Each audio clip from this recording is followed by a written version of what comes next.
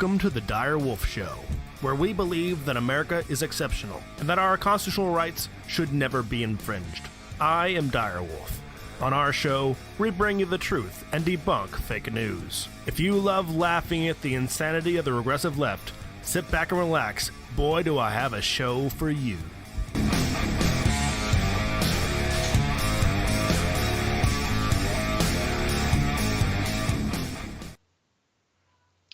Welcome back, Wolfpack. Dire Wolf here for our weekly news recap from behind enemy lines on YouTube, where speech is not free and the truth is demonetized.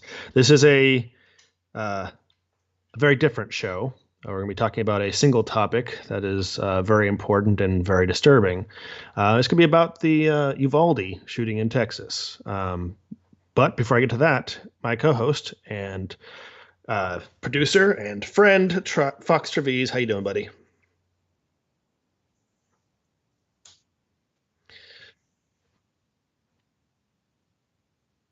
There's going to be a lot of people who don't want to watch this show for good reason, not just because they hate us, but also because the topic is kind of heavy. And honestly, I don't like talking about this. I'm very angry and very disturbed by what had happened because the story is far beyond, unfortunately, just a shooting. The shooting's bad enough as it is, but what the government has done to exacerbate it is also very much a large part of the story. So sorry if I cut you off there for a second.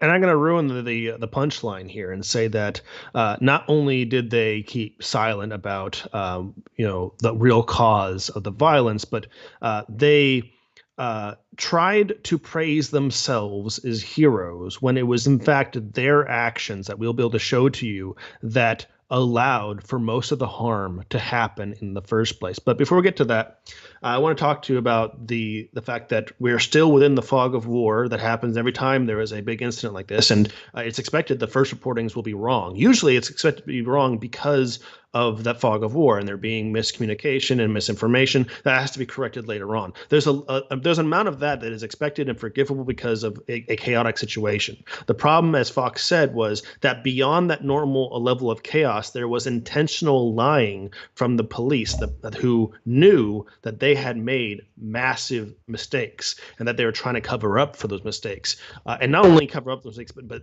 that try to praise themselves as heroes when they are absolutely villains in this story.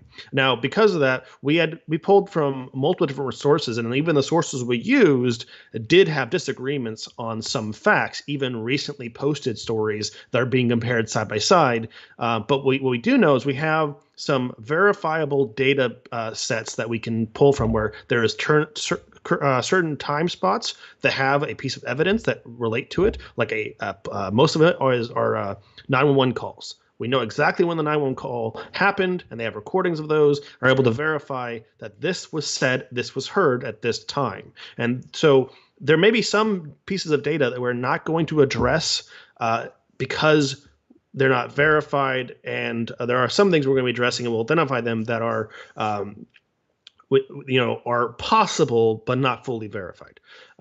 So moving into it, and I will highlight that, is that around 11 o'clock, the shooter, whose name we will not be speaking during the show, shoots his grandmother in the face. She survives, and she does go to a neighbor to get the help calling the police. He then drives to the school with 2 rifles and a handgun that we know of, and a large number of rounds. At 11:30 approximately, the shooter crashes his truck in a ditch near the school. A teacher calls 911, that's why we know when this happened, to report a person with a gun outside the school. At 11:31 a.m., the shooter arrives at the school and starts shooting outside the school at passerbys. The school did not lock down. The cops arrive one cop arrives in the parking lot of the school but does not see the shooter. At 11:33 a.m., the shooter enters an unlocked, unguarded, and propped open door to the school that leads to a hallway that connects to classrooms.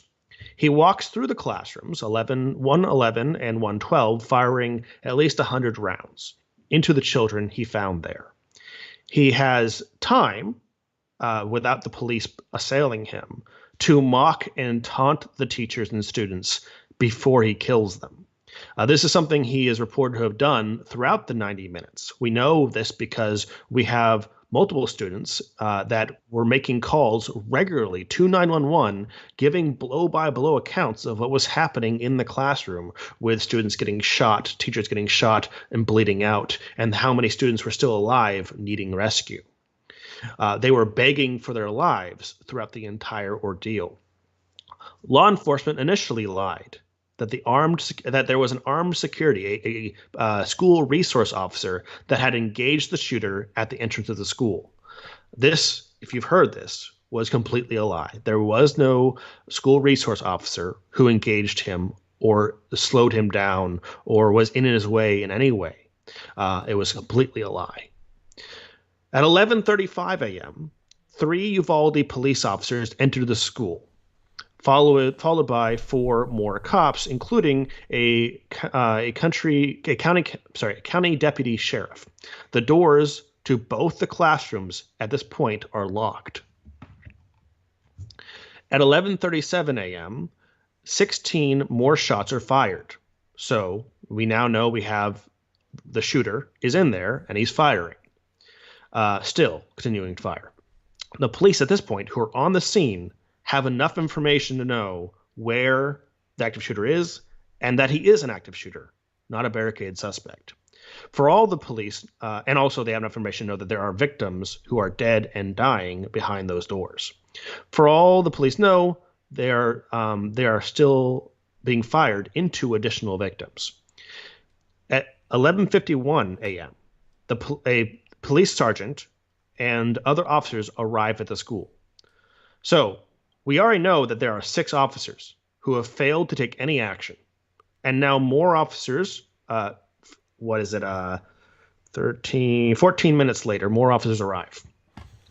And we'll read through here in a little bit the actual training documents that the Uvalde police had access to and were instructed on, that explain what to do in an active shooter scenario. Yes, in fact, this is actually the section where I wanted to discuss after I read this one paragraph. Okay. So days later, it was confirmed that the police incident commander, which was likely the police chief, and it is important to note that Ray recognized they did have a incident commander on the scene, had made the choice to treat the active shooter as a barricaded suspect inside of classrooms full of kids where he knows students are calling, saying that they are being killed slowly, and that there are students bleeding out. He decided to treat this active shooter as a barricaded suspect rather than an active shooter.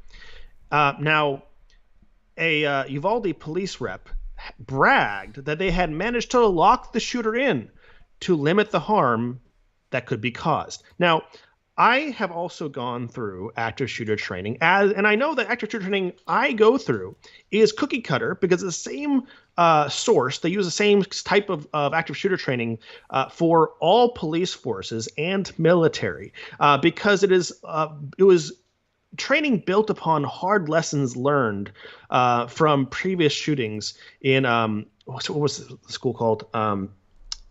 Sandy Hook? No, not Sandy Hook. Further back. Columbine.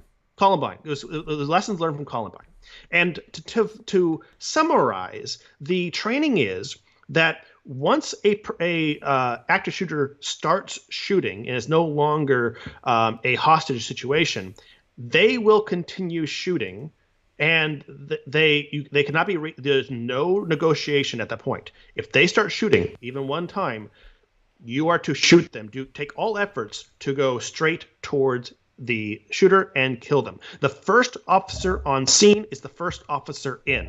You do not stop for the injured. You do not stop to give directions. If you pass by anybody who is a victim on the way to the shooter, you can tell them to go in the direction you are coming from because that is the only known safe location. You are to go straight to the killer and shoot them. And even if you are not do not effectively kill them initially, what you've done is you've applied pressure on the shooter. And what most shooters do when they are engaged by police is they kill themselves. They unalive themselves. Damn it, YouTube is going to kick us off. Whatever. And for the other percentage of those who don't immediately off themselves when confronted with any amount of armed resistance, they now are going to be shooting at the police and not victims. They're going to be shooting at the people who volunteered to sacrifice their lives for the community, who then were given money and equipment to make it so that they'd be the most survivable, far more survivable. A police officer with a armored vest and a weapon is far more survivable than a fourth grader locked in a room with a shooter. Yeah, so fourth graders are not bulletproof. Yeah, I mean, I know it might surprise some of you, but they're not bulletproof. So that is I know 100% from when I first saw the story that is the training that these officers received. That is the only approved way to do it. And in fact, if you are an officer who don't take that, are not willing to by yourself confront the shooter, then you are violating policy, could be also committing a dereliction of duty, and it is advised that you should not be a police officer if you are not willing to take that action. And this isn't just Dyer blowing bluster here. Not only that, at least. We have that is Krieg. Oops, let's go back. There we go. I guess Krieg got to be on the show. Actually, I think that was Shadow Wolf's avatar. Oops.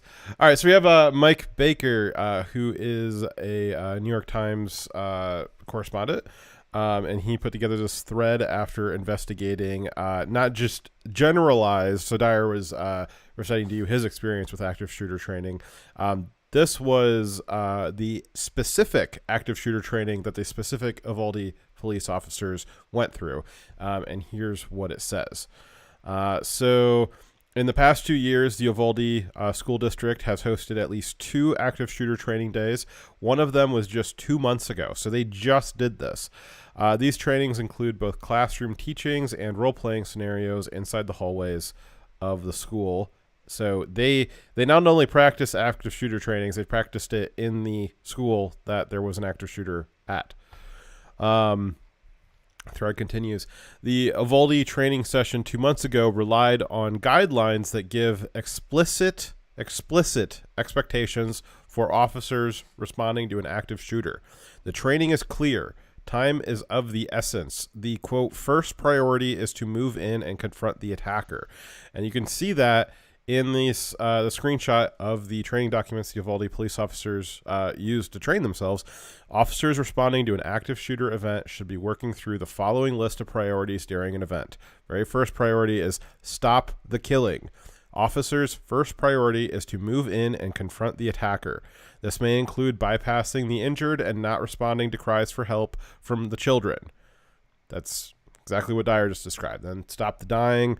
Once the threat has been isolated, then you can go ahead and start working on providing first aid and any triaging as is required. Thread continues, but how should officers confront the gunman? With a tactical team, the training says that it's probably not feasible because the urgency is so high. A single officer, the training says, may need to confront the suspect on their own. So, Dyer, do we have that video of the interview with Wolf Blitzer? Yes. It's going to be where I'm at right now.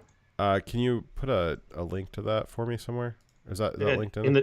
I think what I'm highlighting right now. Oh, okay. I'll zoom back up to that after this. So what we'll see here in a minute is a video of the police officers saying, well, we didn't want to go in right away because we could have been shot. We'll show you that video here in a second. But what the training that they had says is the time is the number one enemy during an active shooter response. The short duration and high casualty rates produced by these events require immediate response to reduce the loss of life. In many cases, that immediate response means a single or solo officer until such time as other forces can arrive. The best hope that innocent victims have is that officers immediately move into action to isolate, distract, or neutralize the threat, even if that means one officer acting alone. As we'll be continuing to go through the timeline here, we will see that it was about an hour and a half of time that the shooter was active in the school, and about 50 minutes between when officers were knew where he was and were waiting to breach a room that he was in, and they waited for 50 minutes because they didn't want to get shot. Is what their public statement was. Let's see here. So guidance in the guidelines provide sobering clarity. The first officers may be risking their lives, but it says that innocent lives take priority. Quote, a first responder unwilling to place the lives of the innocent above their own safety should consider another career field. So let's watch this video here of this interview with Wolf. Not this Wolf, a different Wolf.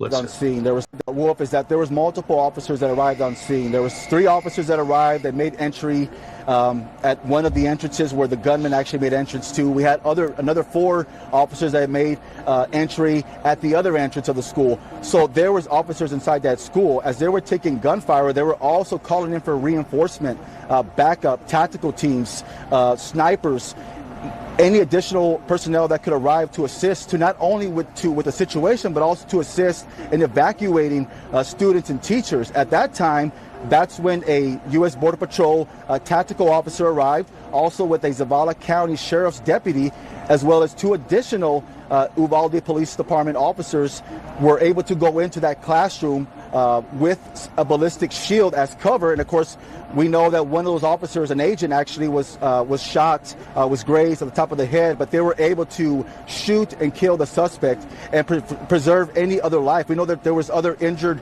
children inside that classroom that they were able to save as well and get them to cover. And at that point, it became a recovery process, a rescue operation, trying to rescue the injured and also any other potential children or teachers that were inside those classrooms. But don't current best practices, Lieutenant, call for officers to disable a shooter as quickly as possible, regardless of how many officers are actually on site? Correct. The active shooter situation, you want to stop the killing, you want to preserve life, but also one thing that, of course, the American people need to understand is that officers are making entry into this building. They do not know where the gunman is. They are hearing gunshots. They are receiving gunshots. At that point, if they proceeded any further, not knowing where this suspect was at, they could have been shot. They could have been killed. And at that point, that gunman would have the opportunity to kill other people inside that school. So they were able to contain that gunman inside that classroom so that he was not able to go to any other portions of the school to commit any other killings. So as is outlined by the training documents, I mean, I would say that the training documents essentially say the killing of the police officer is preferable to the innocent lives. That is what this line, a first responder's As a first responder, we must recognize that innocent life must be defended. A first responder unwilling to place the lives of the innocent above their own safety should consider another career field. So what did he just say? Well, we know we gotta, he was actually in that interview, he was citing some of those priorities that we just listed off in their training documents, where he said, well, one of our priorities is to stop life, but then he said, or to stop the loss of life. Clearly, Freudian slip there.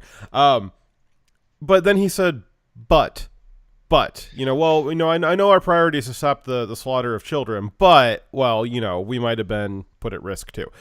This training document doesn't say anything about, making sure that you're safe as an officer, making sure that you don't get shot at, making sure that you get to go home at the end of the day. No, it says that if you're not willing to put your life on the line, then get a different job. And I think Fox, he didn't follow none of them followed their training. But beyond that, listen to what he said. They intentionally isolated him in a room with living victims. Well, and so we are going to say that these kids that are in these classrooms, they are being written off as lost. They are acceptable sacrifices to ensure that we only enter once we feel like it an hour and a half later. They had officers in position to engage him 6 minutes after he started shooting. 6 minutes, there was 6 officers outside the door, and also complete bullshit saying that they didn't know where he was. He was in the locked classroom, you dumb fuck. And I'm not even gonna make a joke about it, because it's just so it's so weird. The childlike logic that he was applying there. Well, if the officers got shot, well then, more people would have gotten shot. I mean, it was like John Madden was announcing for the shooting. It's like, well, police officers are the kind of guys, when they get shot, they get shot. It's not, it doesn't make any sense. Yes, we know that the police officers would have been putting their lives at risk. That was what the ask was. They signed up to do that. I'm not nearly that brave. I didn't sign up to be in the military or be a police officer. This will be an interesting dynamic for the show, because Dyer is somebody who did do that. And so it's not necessarily expected that, Fox, you're asking them to go in there. Would you have gone in there? Well, I didn't sign up to be a police officer, and maybe I would have. I don't know. It's hard to say what people would do in situations like that. But if you are going to sign up to be a police officer, if you're going to sign up to be in the military, you're going to sign up to be Border Patrol or whatever, you're signing up for a job. You are signing up for a job where you are putting your life on the line. If there's no, you've got it would be the same idea of firefighters, we gotta wait for the buildings to burn down every time. I know at certain scenarios they declare buildings lost and they don't go in, but they still spray water on it. They still try to put out the fire. It'd be, firefighters just, we don't want to hurt the car or hurt the truck or anything like that. So we're just going to stay off a few blocks and wait for it to burn itself out. Then we'll go in and we'll hose down the ashes. That's basically what these guys did. Basically what the Uvalde police did is they waited for the shooter to burn down, shoot all of the kids, and then they went in and kind of cleaned up all of the ashes afterwards. So it's not that we're saying that any random person should be forced to go in and sacrifice their lives to save these kids. No, we are asking people, demanding people who were hired with the promise that they were willing to put their lives on the line for the community. I am someone who signed up to be willing to sacrifice myself for the greater community, and I've been trained and paid and equipped to do so, as are they. And you know what? If they had said that they were just too cowardly to go in, you know what? They should be fired for that. But I wouldn't demand additional punishment, most likely, because you know what? They may not realize how coward they were until they got into the situation, right? But they prevented others from going in. They were also a barrier to allowing people who are not cowards, who were strong, who had convictions, who were brave enough to do so. They prevented them from going in a reasonable amount of time. And not only did they not stop him from having the ability to shoot additional victims, there are kids on the ground shot, bleeding out, and you can bleed out in less than 3 minutes. The choice to not breach this door is the choice to say, I am going to let the people who are on the ground dying, the little fourth graders on the ground dying, I'm going to let them die. And I'm going to leave the ones who are living, who have not been shot yet, leave them in the hell with the possibility where they're going to be shot next. Well, they're being mocked and taunted by the shooter. I'm gonna sacrifice them because I want to make sure that I'm going in with an army where I'm less likely to get hurt. I'm going to prevent anyone else from helping them because I'm going to abuse my power and authority and tell parents who are willing to go in with their own weapons to do what they were not willing to do. You're going to prevent them from doing it. It's all right to some degree to say that you're a coward and you would not do the job, but don't sign up to the job if you're a coward. And once you have the job, you're taking the place of someone else who would be brave enough to do the job. That's the worst part of it. If you're too much of a fucking coward to be a police officer, then just don't be a police officer. It's that easy. There's many other good men and women who are able to do the job that you're taking their place. Yeah. And we're going to get into, because we're trying to go through the timeline here. This show is going to be a little bit more chaotic than we're normally used to. Sorry, I know I'm jumping in a bit. No. You're fine. Angry. You're fine. You're fine. You do you. I'll pop in with whatever the context is needed. But for some context on that is, and we'll get into this, is it was reported and shown multiple times and has been confirmed now that parents that arrived on the scene were willing to go into the building because the police weren't. They were willing to put their lives at risk to rescue their children because the police weren't. And we have documented that the police they handcuffed and arrested one of the mothers. They pepper sprayed, they tasered, they pinned to the ground fathers trying to go in, and they one mother that we'll be reading her story here in a little bit. She said, they did all this stuff to us. They didn't do that to the shooter. They did it to us. And so as Dyer was saying, not only were they derelict in their duty to go defend innocent life, they also prevented others from the bravery, from doing the brave thing that they refused to do. Again, it's one thing. It's one thing if you get into a shell shock scenario, and you know what? Even the strongest guys and the weakest men, they can think that they'll react one way, and then they get in an under fire situation, and their reactions will be typically surprising to themselves and to others.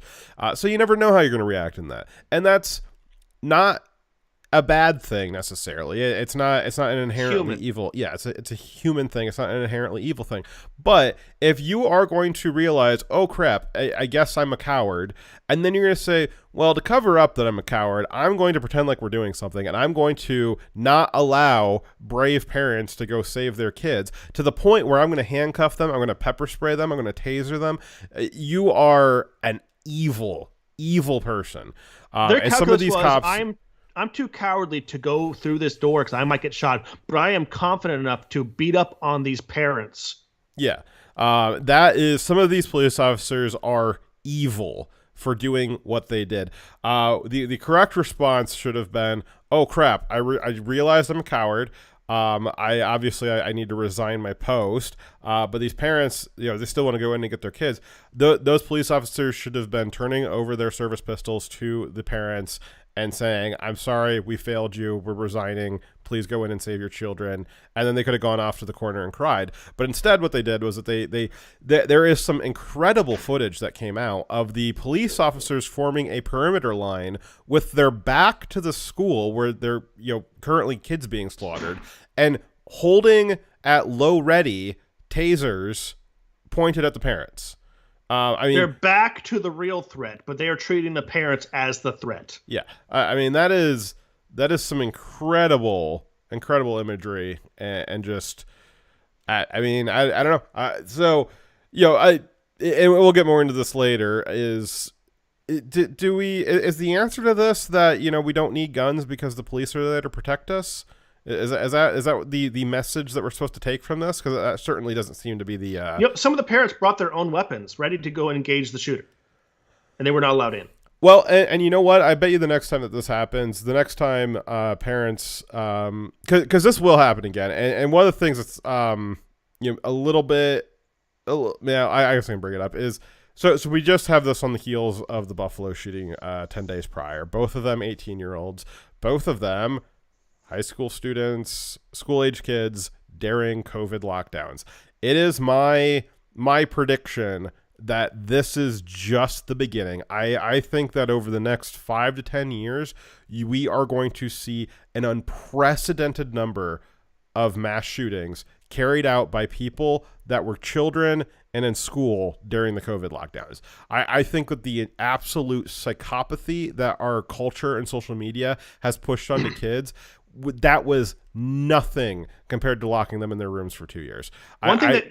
One thing that creates social cohesion is people feeling connected and a part of the community. And when someone feels disconnected from the community and alone, they tend to be the ones who are like, well, then I have no problem with taking out my anger in the form of violence against the community because I don't belong to it, right? And so when you take someone and put them in lockdown, keep them at home, keep them out of school, you keep away their ability to see faces for a while because we're all using masks. It helps add to any social isolation they might have already had, exacerbating it far worse. And this kid was socially isolated and new to the community. Yeah. I bring that up, though, because I think that this probably, unfortunately, will happen again, probably at greater frequency than what we were seeing it because of the reason I just... But I imagine that the next time that this happens and the police don't immediately go in and parents show up, I am shocked to death, and I'm sure Dyer is too, that a bunch of Texan parents, most of them armed, at least a good portion of them armed, they just sat there and let the police block them from going and rescuing their kids. I'm not saying I wanted to see a shootout between the parents and the police officers in that moment. I don't know if that would have helped out anything. I'm just surprised it didn't happen. I am really shocked. I would like to see a Bundy Ranch where there wasn't a shooting, but a group of several hundred adults with weapons, American citizens, walked up to the police and said no. And the police stood back because they were outnumbered and outgunned. Yeah. If they act in unison, the police are not going to get in a firefight with a much greater force that's equally or greater armed. And they were able. And maybe this is something more for the appropriate for the community level. So if you have school-age children and if you're hopefully active in the school board and hopefully having some kind of plan for something like this, maybe part of that is when there's situations like this, the people in authority love to keep stuff close to the vest. One, it makes them feel powerful, and then two, they have this idea that maybe if their decisions get out in the moment, maybe they'll be questioned. And sometimes it's good to question those decisions in the moment, and sometimes, maybe it's just extra noise because they don't have all the information. But I would imagine from the parents' perspective, the police are sitting there telling them, hey, we're working on it. We're doing everything that we can. Well, what are you guys doing? Well, we can't tell you. We can't tell you what we're doing, but we're working on it, and you can't run in there, but we're working on it. And I think that the chain of communication in these situations needs to be instantaneous. The parents need to know at the second that the police officers know everything that there is to know about the situation. That way the parents can realize, oh, you guys changed it from an active shooter situation to a barricaded hostage situation, which is one of the things that happened. A decision was made that this was no longer an active shooter scenario. This was now a barricaded hostage scenario, even after the person had shot people. And as Dyer pointed out earlier... Barricaded suspect means there's no hostage. There are no in danger. Okay, so that's even worse. So they if the parents had known, so the parents were being told, oh, well, we're working on it. If the parents had been told, hey, we changed this from an active shooter scenario to a barricaded suspect, and then you've got parents who are like, well, I'm on the phone with my kids right now, and they're watching their friends get slaughtered, then the parents could have made a decision with all the information that they had. And maybe in a different world, the police were acting appropriately. Maybe what they were doing was the right thing, and they acted quicker and all that stuff, and maybe the parents jumping in would have caused the mission to go awry. But you got to have that information out for the parents to know. And I guess in a vacuum, in an information vacuum, I can imagine a lot of parents. Again, this is why I'm very surprised that nothing happened. I know a lot of people who would not have kindly sat by and allowed the police to say, well, we're handling it. I can imagine a lot of people would have gone in there and done something themselves. And we have some stories of some of that happening. But again, just to reiterate, this is going to happen again. And I bet you the next time this happens, if it happens in a place where parents are largely armed like Texas, I don't think the police are going to be able to hold that line. They've lost their credibility. At this event, they entered with the credibility of they probably are doing the right thing. We're confused and we think they're doing it wrong. That they have to have a plan, right? Now when they don't and they're lying. So no, next time that comes around, there's going to be zero tolerance for the police because they saw what happened when they trusted the police. 21 people died, 17 injured. That's what happened when they trusted the police, when they obviously were not doing their job. I want to point out at 6 minutes into the shooting, there was enough officers that they were there. They knew, and they had all the information to know what was happening, that there was victims with the shooter, and that there's people dying on the other side of those doors, and they decided to treat it as a barricaded suspect. I want to point out the difference between a barricaded suspect and an active shooter is the presence of victims. A barricaded suspect can only harm themselves. An active shooter has availability of victims. So they know they were choosing to treat the situation as something it obviously was not. I'm going to keep reading through I think two more tweets on this thread here for the Can I get just one paragraph out? Yeah. Okay, so I want to point out that later on, after their lies were exposed, the police started trying to come up with excuses for why they did not breach the door. One of the excuses was, we didn't have a battering ram. Like windows don't Use exist. your boot. Like you couldn't kick the door open. Like you couldn't shoot the door handle if you wanted to. There are other ways to get through that door than having a battering ram or having the key, which, by the way, the door ended up getting open because they had the key. Janitor's key. Yeah. So let's see. So this thread continues. Let's see. So the training expectations were obviously in stark contrast to what we are seeing from Uvalde. Police officials have said that the officers were reluctant to engage the gunman because they, quote, could have been shot. And that was the clip that we just watched. Let's see here. The guidelines actually provide scenarios in which officers are shot, including one modeled after the Santa Fe high school shooting, also in Texas. The scenario explains that if one officer is shot, the second is expected to go on responding solo. So I can read through here a couple of the scenarios that they had in here. So scenario 4, 2 officers respond to solo. Let's see here. So synopsis: single actor is confined in a space waiting for officers to ambush and respond. Second role player is an officer who assists in locating a suspect and becomes injured. So again, this is describing the role-playing scenario that they would have gone through in the school where this happened at. So instructor observations, so you're called to dispatch and notify location, radio channel request, which we're going to get back to this radio thing here in a second. Threat engaged in hallway or outside, or in hallway or inside room. Administrator administers first aid to the victim. So the scenario that they would have run through is armed role player, the suspect, will be at one end of an L-shaped hallway. Suspect will fire at first officer role player, who will suffer a gunshot wound to the arm. Wounded role play officer will drop his weapon in the middle of the hallway and retreat backwards out of the hallway. This is the key part. The suspect will retreat into the room and stay inside until officers approach and engage. Wounded roleplay officer will do what the other officer says, but will focus on injury to arm and will not continue through the scenario. The officer is expected to go on responding solo. So how many people did you just say were out there, Dyer? We had 6, and then later there would be 19. So, I mean, like, I think that where one or more are gathered is when you're expected to go engage, not at 9 or 10 or 20 or 19 or 37 and a half.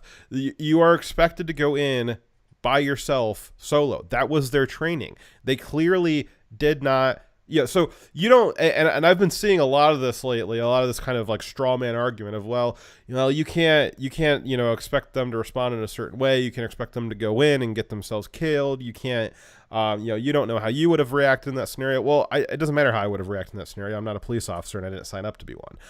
But this is their training. You don't have to have this be some kind of like moral trolley scenario. This was what their training was. It's merely enough to say these officers did not follow their training. They did not follow their training, and it resulted in 19 children being slaughtered. So in the military, I'm classified as a technician. I'm not frontline infantry or anything like that.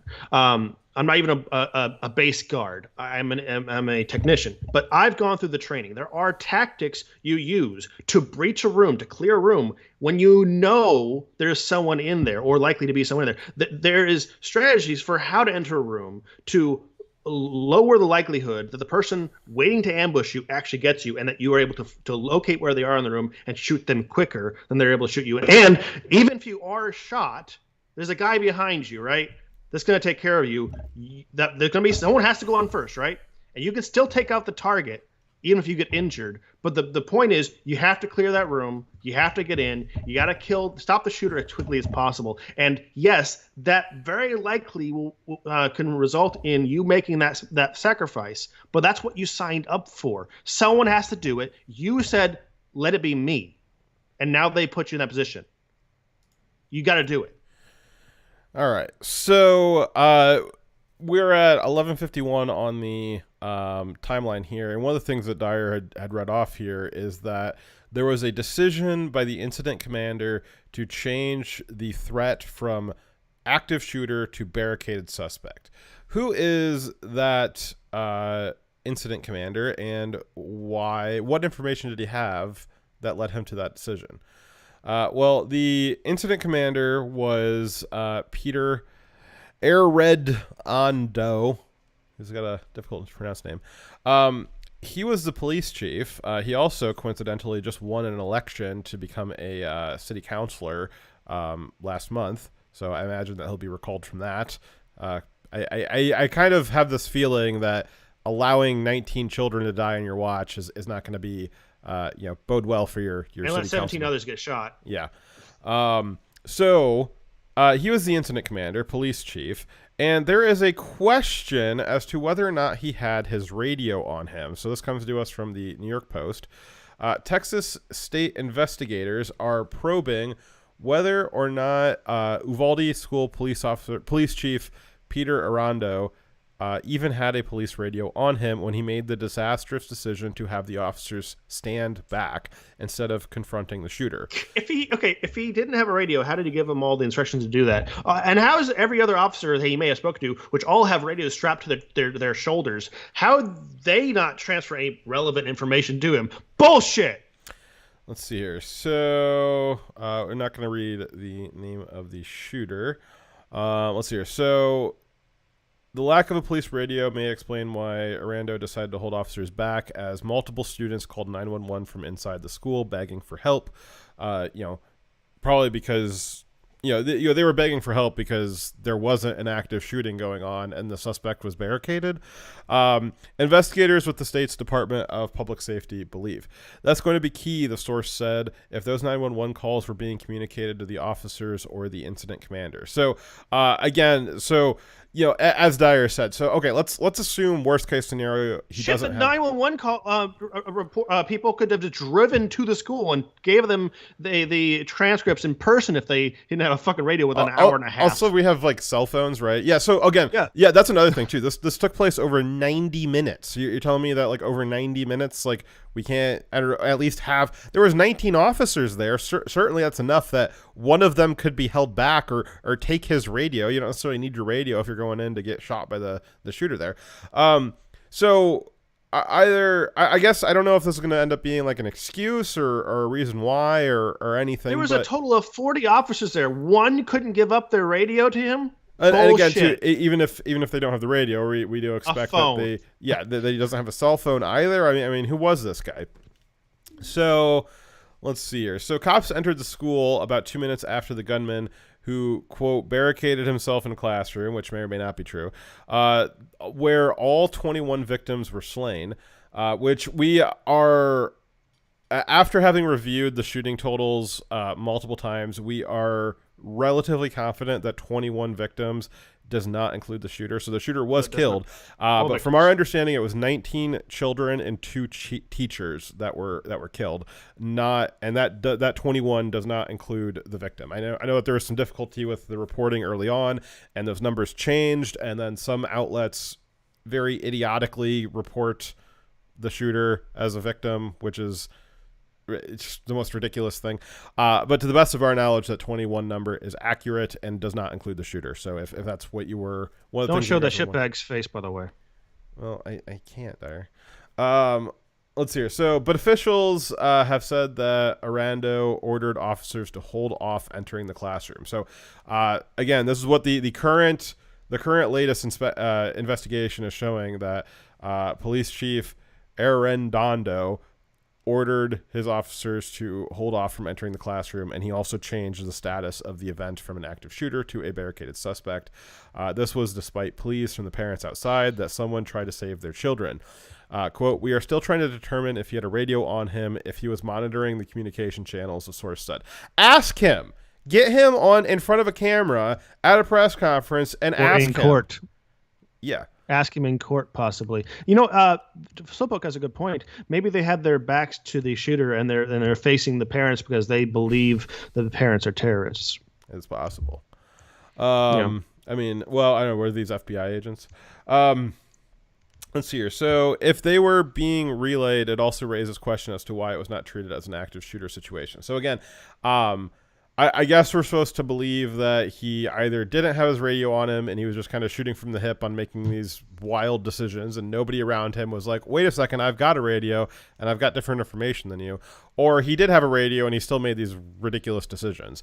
Either way, I would imagine that he's going to immediately resign his election to be a city councilor. If you imagine the best case scenario for them, that he had no radio and no one, it will tell him what was happening on the 911 calls. They know from the police officers who are right outside the door of the classroom that there are kids inside, that there's a shooter inside, there's people who are shot inside. He has all the relevant information with no radio required to know it's an active shooter. Yes. Bullshit. Anyways, 12:03 p.m. Sorry, a.m. Let's see. No, p.m. It's p.m. So 12:03 p.m. Now at this point, as many as 19 officers are in the hallway. Before it was 6, now it's 19. A student calls 911 and says she's in room 112, the one that's barricaded that they're outside of, and said they have confirmation of victims bleeding out in the room, and that there are additional victims that are still alive and the shooter is still there. So they have now a verification at 12:03 that what they already should know, they have someone in the room verifying it for them, and that there is still an imminent threat to the people inside, showing that there is victims, thus not a barricaded suspect. It is an active shooter. The Uvalde police lieutenant verified in the interview with Wolf Blitzer that they had intended to keep the shooter locked in the room. They did not intend to breach. That was an intentional decision. I believe the word was contained. I believe contained. They took credit for containing him. Like, it's a good thing that we prevented more loss of life by, ensuring the loss of life. So they were worried about that if they made entry, they might get shot. Yeah, that's kind of the job. But if you don't make entry, all those kids inside that classroom, they're kind of worried about getting shot too. Yeah.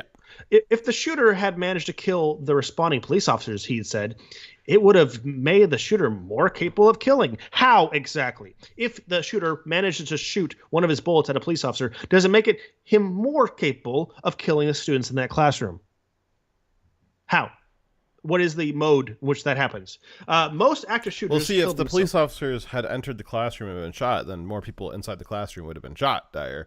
That's what. Yeah, but it'd be less kids, less bullets to put into kids. Well, I mean, who's to say what's a kid and what's a police officer? I mean, is it a clump of cells? I don't know. So the most active shooters will unalive themselves at the first moment they are confronted. For those that don't unalive themselves, they do change their attention to shooting at the police rather than the kids. As we went over, kids are far less durable than police officers wearing armor and having weapons. So the intended purpose of the direct attack strategy is to immediately take out the shooter or distract the shooter so that they are no longer killing victims.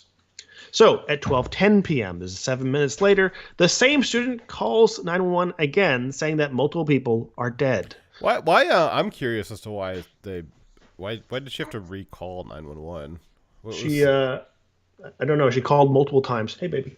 I wonder what's the 911. I want to hear some of these calls, and I'm sure that'll be out here in the next few weeks. But what was the 911 operator saying that?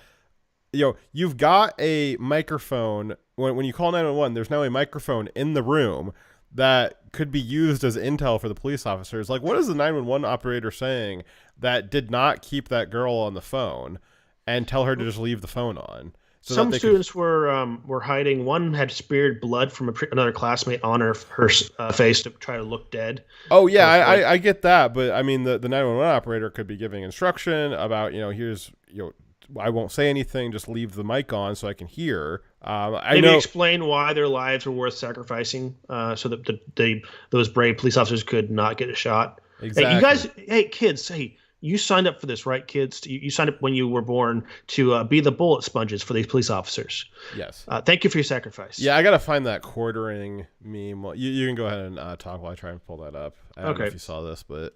I did. So at 12:15, off-duty members of the Border Patrol Tactical Unit arrive, which is referred to as, in some of the stories, as the BORTAC team. It's basically a tactical, more well-armed version or segment of the border security. So just for anyone who's wondering, functionally, they are no different. They're just like they're in the same chain of command as ICE. They're part of border security.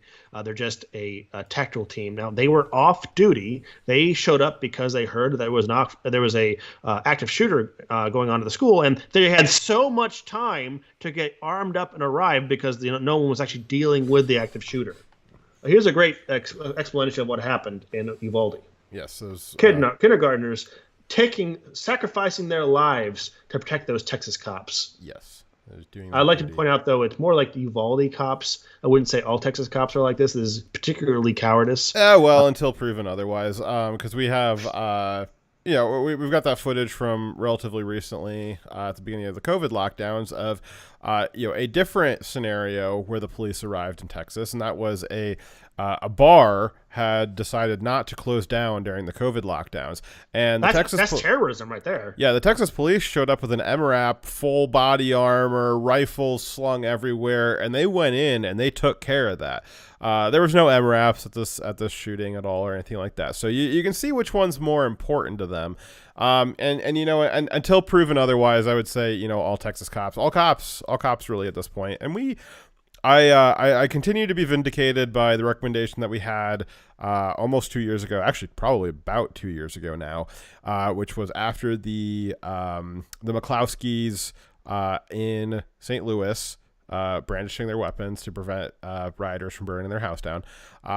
We had said back then that it is you can't just do thin blue line stuff anymore. We can't just be back the blue anymore. It's got to be verify your local PD, everyone else's PD, unless verified. You don't know if they're good guys or bad guys anymore because we've had such a loss of trust in these institutions over the last several years. And really what we've unfortunately come to realize is that perhaps that was misplaced trust even before then. So no, until proven otherwise, all Texas cops.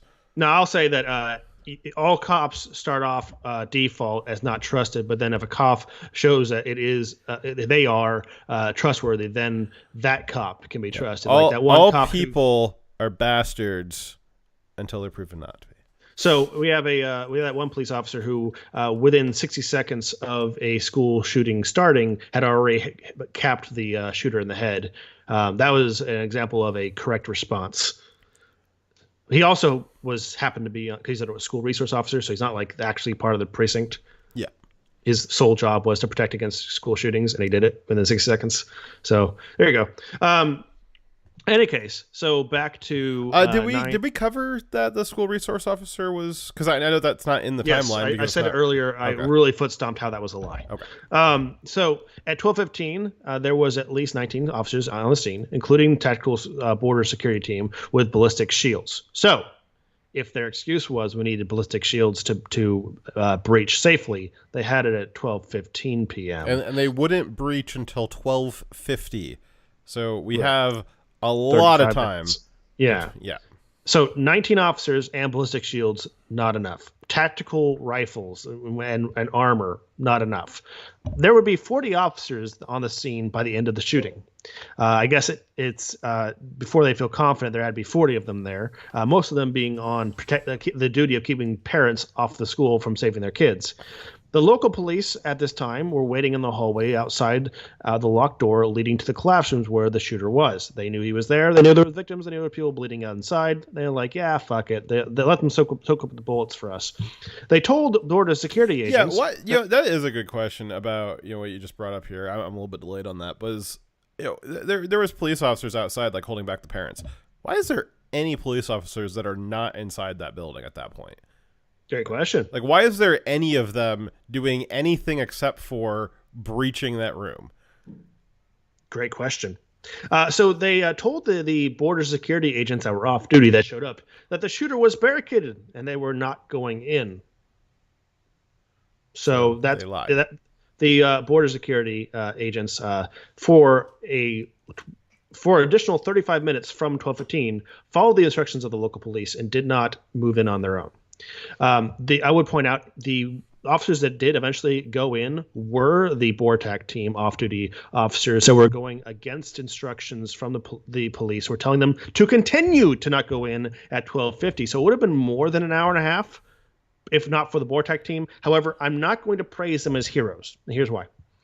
The BORTAC team, knowing what the correct procedure was, when they arrived at 12:15, chose to wait 35 minutes, knowing that people bleed out in 3 minutes, that there's victims dying inside those on the floor there, and that there is kids available to be shot by a shooter who is behind that door. They chose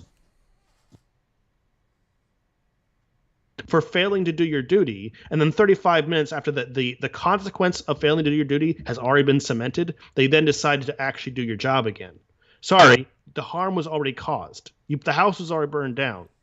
Coming back afterwards doesn't solve the problem. Yeah, so there's been a lot of, this guy's a hero and all that stuff. And yes, it's wonderful that he was able to, I guess, stop the shooting eventually. But our point is going to be, and I think that might be a little bit more of a unique take, is that, well, I don't know that you get credit for doing your job after so many were died. They get more credit than the local police, for sure. Yeah. Going in is kind of the least you could do after you sat outside for 35 minutes. They got lied to by the police there, but same thing with the parents is I'm a little surprised. And eventually the border patrol agents decide, what, I think we're getting lied to here, and we're gonna start contravening the orders that we got. People need to be a little quicker, a little less believing, a little quicker to act on your own. I think one of the big lessons from this is, again, contrary to what the left is saying, is, we need more gun control. No. I think that we need to be defunding police departments, putting that money into more sheriff's departments, and putting that money into public armories, maybe vouchers to go purchase firearms for yourself, releasing gun control restrictions, because clearly the police officers are not there to protect you. They're not there to keep you or your family safe. Really, at this point, only you can really count on yourself to keep yourself and keep your family safe. This situation would have been made better. Fewer people would have died if the police were just got out of the way. Yeah. I think that I think this would have probably ended about 60 to 70 minutes sooner if the parents that arrived on scene were allowed to just go in there with their guns. Yep. And is that likely to possibly cause some chaos, maybe some crossfire, maybe some problems? Yeah, probably. Would it be better to have a coordinated official response with trained service members, yeah, that would be much better. But if we're going to get neither, if we're not going to get the trained, coordinated response, hell yes, the uncoordinated, just parents roving around the school with guns, that would be a much better option. You will hear the left will make that point, like, well, would it be any better if the parents were just roving around, you're shooting at each other and all that stuff? Yes, it actually would be better that something was done rather than the quote unquote officially trained people doing nothing. And it ignores the fact that there was a bunch of parents with rifles and handguns sitting outside the school. And you know what? No one was just randomly shooting each other. Go, oh, look, that person has a gun. Shoot him. Yeah. No, people aren't that stupid. All right. Yeah. And this kind of goes with my my anarcho-necessitism that I've been joking / serious about for a while now. Is would it be better to have a functional government that like regulates dangerous things and provides safety and provides for the common defense and keeps the roads paved? Yes, it would be great to have that. But the thing that's supposedly supposed to do that isn't doing that, and it's using that money to do a bunch of really bad things to the citizenry. So I would rather just have nothing. So in this situation, I think a lot of those parents would have rather just had nothing rather than an official response or even just chaos of them going in there themselves. Yep, absolutely. So at 12:16 p.m., the same student, again, it wasn't the only student that called, but they're using this as a way, because she called so many times, they got like a lot of flashes of timestamps. The same student again calls on one saying that 8 to 9 students are still alive in here. And then at 19:12, a second student called from room 111 and said, but hangs up immediately without saying anything. At 12:21 p.m., the shooter fires again as officers retreat down the hallway. Shots can be heard on the 911 call from inside. So as soon as the officers were met with him firing through the door, they ran away down the hallway instead of going and, helping. At 12:36 p.m., the first student dials 911 again, saying the gunman shot the door. We just said that. And then at 12:43 and 12:47 p.m., the student on the line begs dispatcher to send the police. Begs for her life. Please, we're dying in here. People are bleeding. He's going to shoot us. Then at 12:46 p.m., the student says she can hear the police next door. At 12:50 p.m., cops use keys from the janitor to open the classroom door, and they go in and shoot the shooter.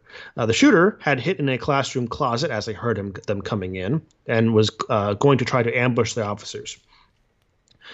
Which sounds basically exactly like the scenarios that those police officers just went through 2 months earlier that we just read through. Exactly. Shots were heard on the 911 call, showing that this happened at 12:50, verifying that it was the 90-minute ordeal, almost exactly to the minute.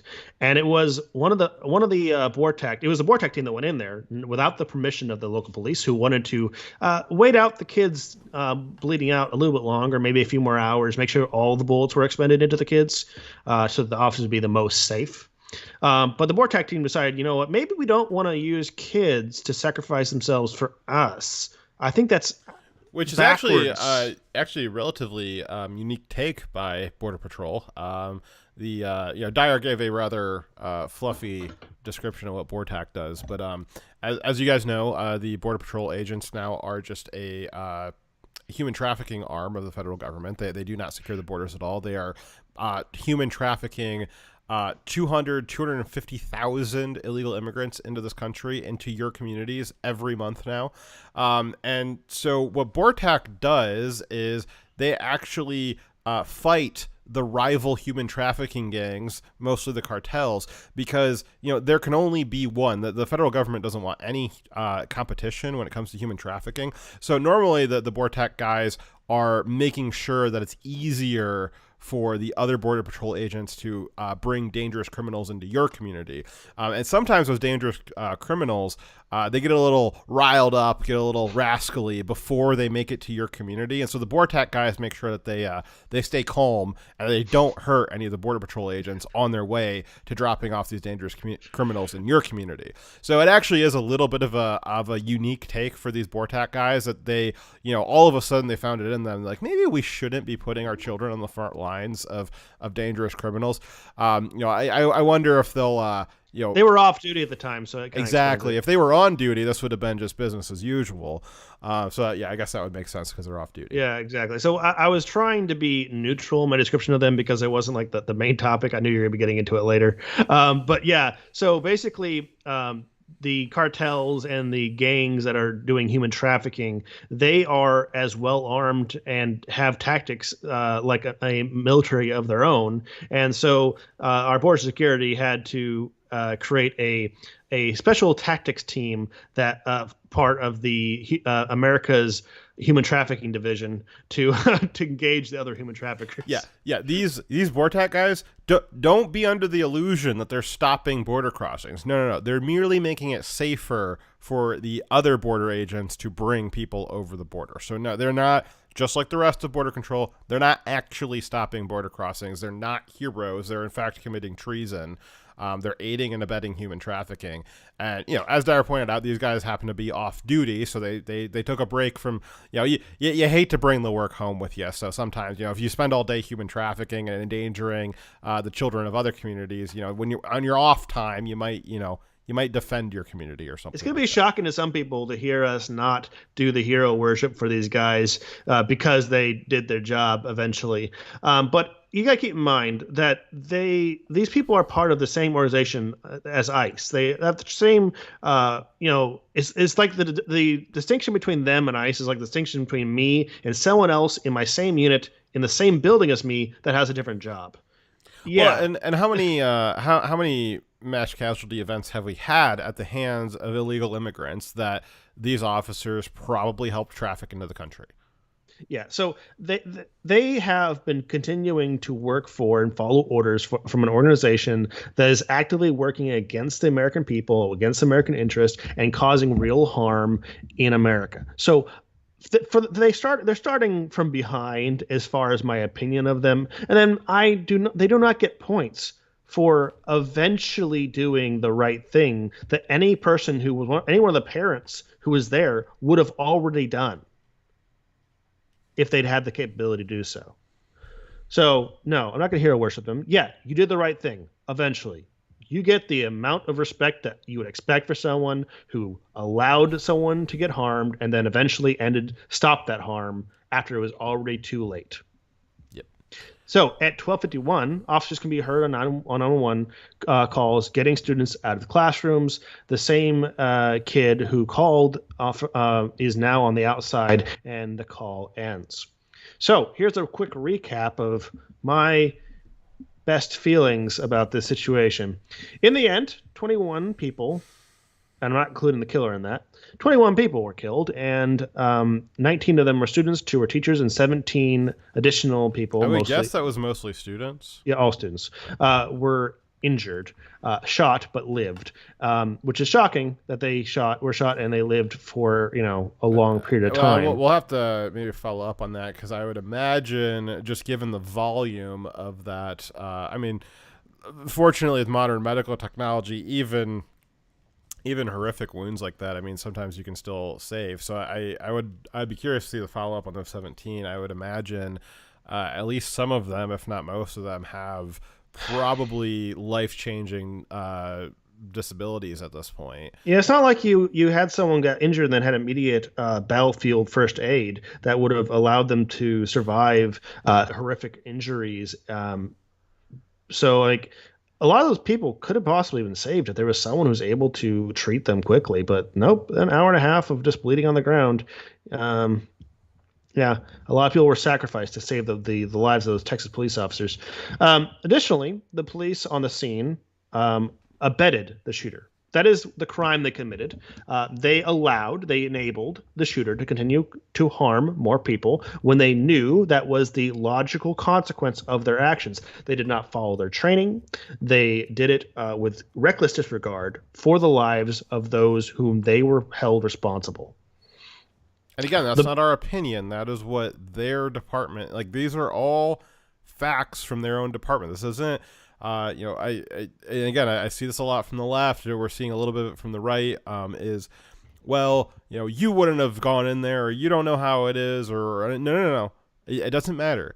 All I have to do is look at what their training documents said, and it's very clear that they didn't follow their training documents. Yes, I have all these other feelings about what they should have done, what was moral, what was right, but at the end of the day, it's enough to say they did not follow their training, and the dereliction of their duty resulted in children dying. We're holding them to the standard that they set for themselves. That's exactly right. So you can't get mad at us for holding them to the standard they say they follow. And really, one of the reasons why we're reiterating that isn't necessarily for you, the audience, but it's for you to use that as your argument, your defense when discussing this with other people in your life. Yep. So the police did not follow their training was the next point. The next one following that is the police committed crimes of assault, battery, false imprisonment. When they used unlawful force by state agents against civilians outside of their lawful duties, which is a crime in and of itself. So a police officer who's not has no lawful reason to detain or arrest someone, if they then assault or detain that person without a lawful reason, those actions outside of the lawful scope of their duties is their responsibility and a crime they've committed. I wonder what the modifier to that crime of resulting in a death. I wonder how that would modify that crime. I guess I really hope that we'll find out. I hope that we'll find that out in a court of law, what the modifier of that would be. So there have been officers who've been charged with using their perceived authority and their uniform to conduct things outside of the scope of their responsibilities, and they've been charged with the crimes that they should be charged for doing that. In this case, we have multiple officers out of this 40 who directly have committed crimes against the parents with no lawful reason to do so. I've got that article pulled up, and so once you're done reading this summary out, we'll go through that article. Roger.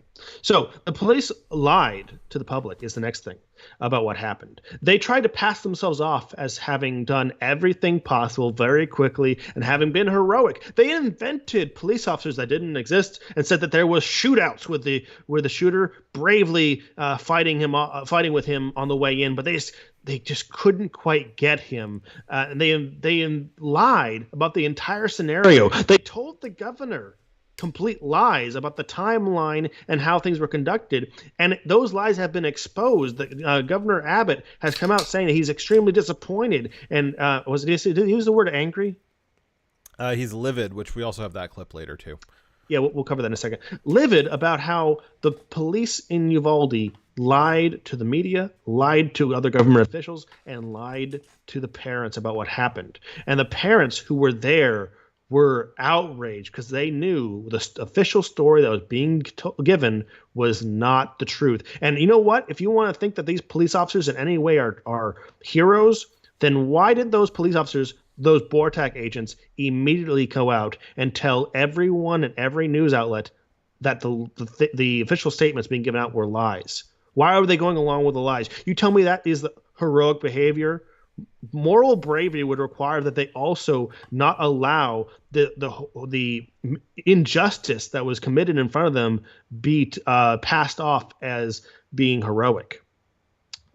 Also, the killer was known by police. He was known by FBI for cutting himself, for abusing animals and shooting people with BB guns prior to the incident. He also, on social media, gave warnings to a friend of his that he planned to do something along these lines.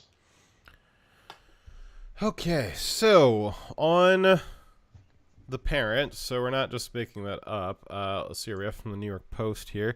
Cops handcuffed mom amid Texas school shooting before she jumped the fence, ran inside to save her kids.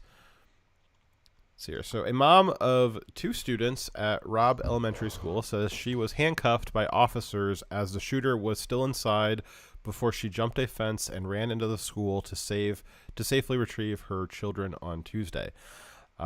Angeli Rose Gomez, a mother of a 2nd grader and a 3rd grader, told Wall Street Journal that she drove 40 miles to the Uvalde school and was one of numerous parents who began yelling, who were begging and yelling at the officers to enter sooner and to take out the 18-year-old gunman. After a few minutes, she said a U.S. Marshal placed the mother, in handcuffs. That U.S. Marshal needs to be removed from his duty, dishonorably discharged, and probably whatever red flag laws are legal in that state, they should be applied to him. I don't believe in red flag laws, but to the extent that they exist, apply them to government officials. Stating that she was under arrest for intervening in an active investigation, according to the Journal. Yes, if you try to save your, if you save your child, how are we possibly going to investigate their murder? Come on, man. This year, it took almost an hour before Ramos was killed by the shooter was killed by the Border Patrol tactical team, authorities said, which I don't know if it doesn't really count as a Border Patrol tactical team if they were off duty. No. Let's see here. They were members of a team. I don't know why it's even worth pointing out. Yeah. In that time, the shooter gunned down 19 school children and 2 teachers. Gomez recognized a few of the Uvalde police officers. Sorry. Can our next shooting be in like Johnville or something, where it's like all the names are easier to pronounce? I'm not going to wish that upon any town. All right. Officers and convinced them to tell the marshals to remove the cuffs. So again, the U.S. Marshals were there too. So I mean, like, why weren't they going in there? The U.S. Marshals are like typically solo guys anyways. Why aren't they? Well, that was one of the false claims that they made was, there's the chaos of so many different organizations being in one location, and that caused a miscommunication. No, because they decided at 6 minutes, when there was only the local police there, that they were not going to breach, that they were going to contain. They'd already decided that, and there is one incident commander who is in charge of anyone else who shows up. Doesn't matter. The incident commander is on the scene, which was the police chief, right? That was the one person in charge who's making all the calls, and none of the other organizations that showed up after the fact were able to claim any kind of authority in directing the operation. Yes. So Gomez, the mother, once Gomez was freed, she distanced herself from the crowd, jumped the school fence, and ran inside the school building to grab her 2 children. And then she then sprinted out of the school together, she said. Oh, what a mother. Yep. She did the right thing. Yep. She was more brave than those officers are. Yes. Let's see here. So Gomez, the mother, told the Journal that she decided to charge the school herself as the officers waited outside the building, quote, doing nothing. Quote, they were just standing there outside the fence, she said. They weren't going in there or running anywhere. Spokesperson for the U.S. Marshals Service denied her account, telling the Journal that deputy marshals never cuff anyone outside of a school. So maybe it was a U.S. Marshal, maybe it wasn't, but somebody put her in handcuffs. Maybe she's misremembering what their division was, but it doesn't matter. Somebody in a uniform put her in cuffs, and that'll come out in the investigation, I'm sure, too. And she needs to sue. Her and her kids need to be just living high as they possibly can be after this, because that is false awful. Imprisonment and assault. And again, that's where we get into this evil. It's evil. It's not just that they were not going in and saving the kids. It was that they were actively handcuffing. At the end of this article here, she'll recount that she saw she was handcuffed. Other parents were tackled to the ground. Other parents were pepper sprayed and tasered. And that is actively evil, to be tasering parents while you're not saving their kids. Fox said earlier that it's not enough to be, not an active shooter. You have to be anti. Yeah, it's not enough to just not be a school shooter. You have to be actively anti-school shooter.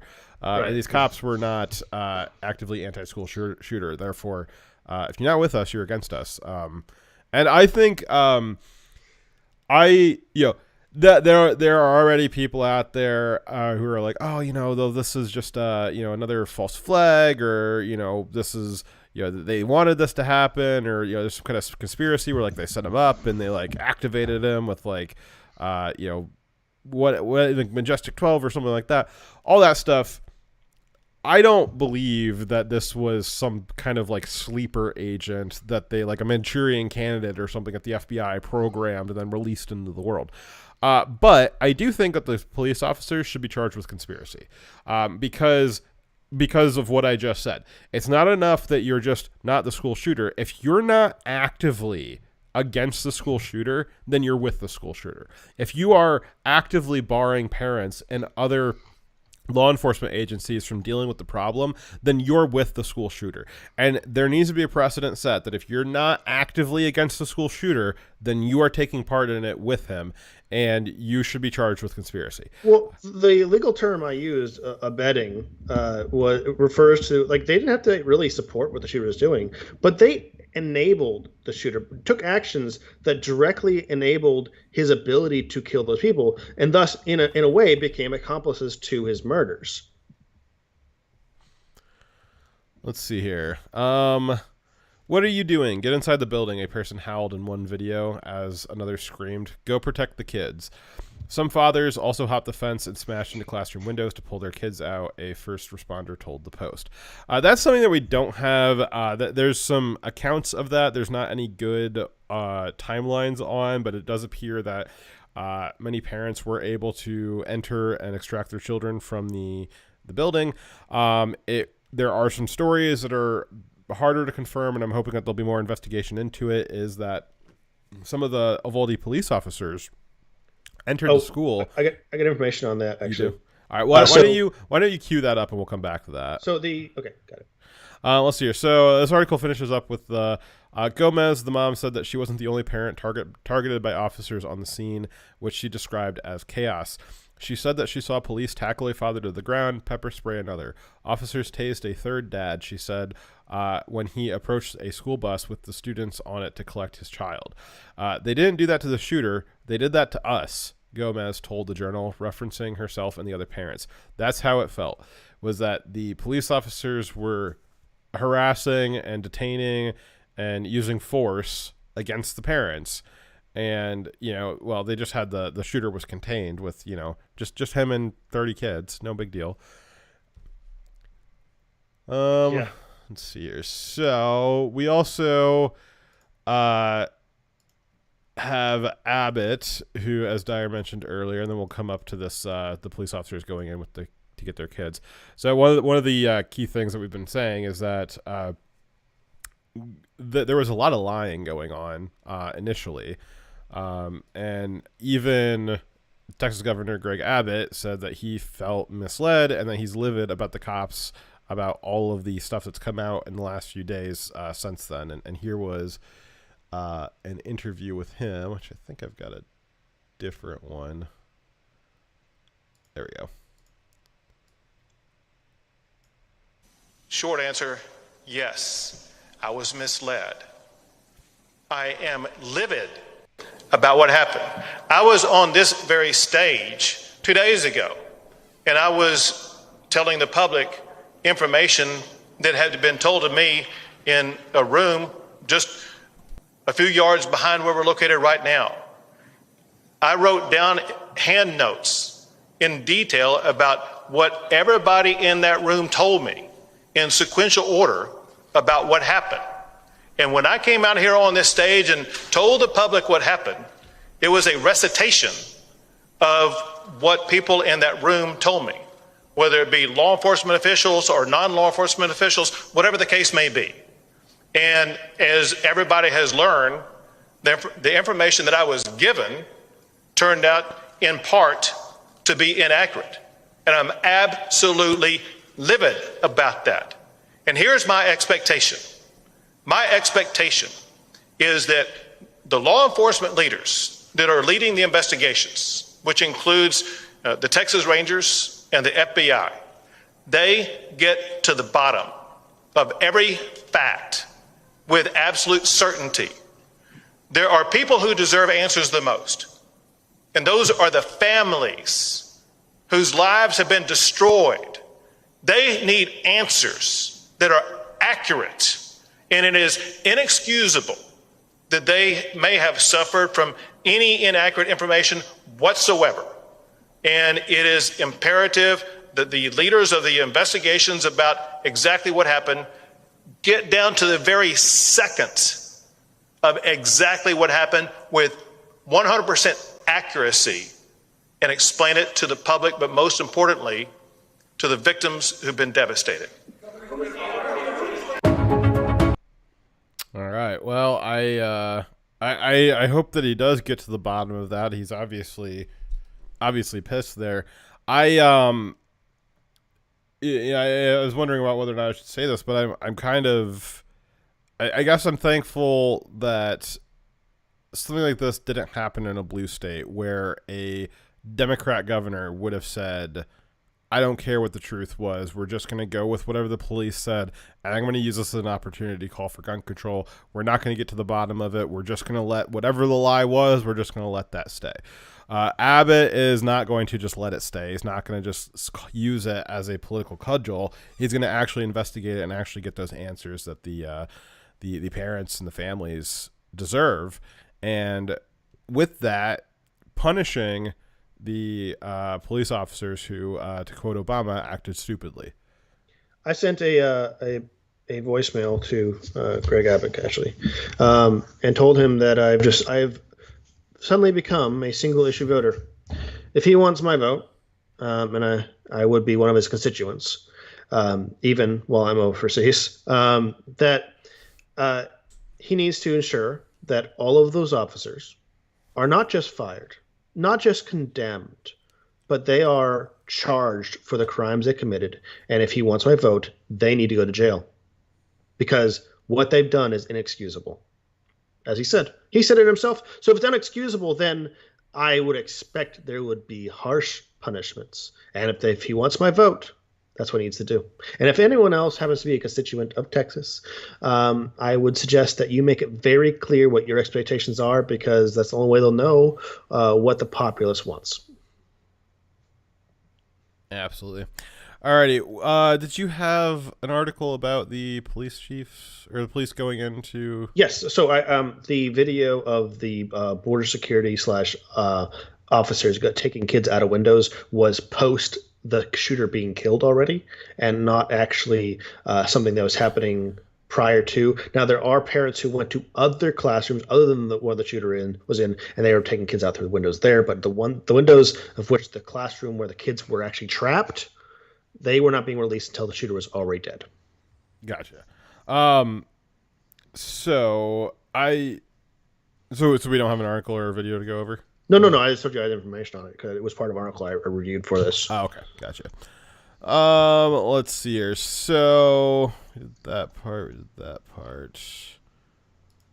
Let me see here. I think I wanted to read this one.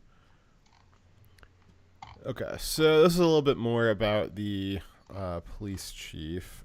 Let's see here. So, being reported by the New York Post. Let's see here. So the Uvalde police chief who delayed the officer's response will join the city council, which I'm guessing not after this.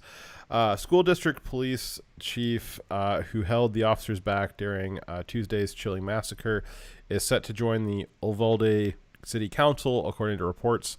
Officer Pete Arredondo bungled orders resulted in the slowed response of at least 19 cops at Robb Elementary School, where a gunman opened fire and killed 19 students and 2 teachers, according to NBC News. Arredondo was elected to the Uvalde City Council in a municipal election on May 7th after tallying up nearly 70% of the vote. Bet he gets recalled. At a news conference on Friday, Colonel Steve McCraw, director of the Texas Department of Public Safety, implied that Arredondo's orders caused the police force's slowed response to the mass shooting. It sounds like the initial the initial scramble to figure out what happened, that Arredondo is probably going to end up being the fall guy for this. Not that he's the fall guy inappropriately. It's just that he's probably not the only one who should take a fall for it. But typically, I mean, you can jump in here too, Dyer. I would say typically in these sorts of situations, we usually get one person that everything gets pinned to, and that's the one person who goes down for it, not even if it is like a group effort. Yeah. Organizations have a minimization policy, essentially. Yeah, it's basically it's in their best interest to, when they are wrong, to limit the effect of them being wrong to as few people as possible. Because if you were to hold everyone accountable, then it would disrupt their operations and their ability to maintain operation normal. Yeah. So I'm not saying it's a good thing, by the way. That's absolutely no, exactly. It's not that it's a good thing. It's just explaining how it works. And so what I think is going to happen is that Arredondo is going to end up being the fall guy for this, and that everybody else will get off scot-free.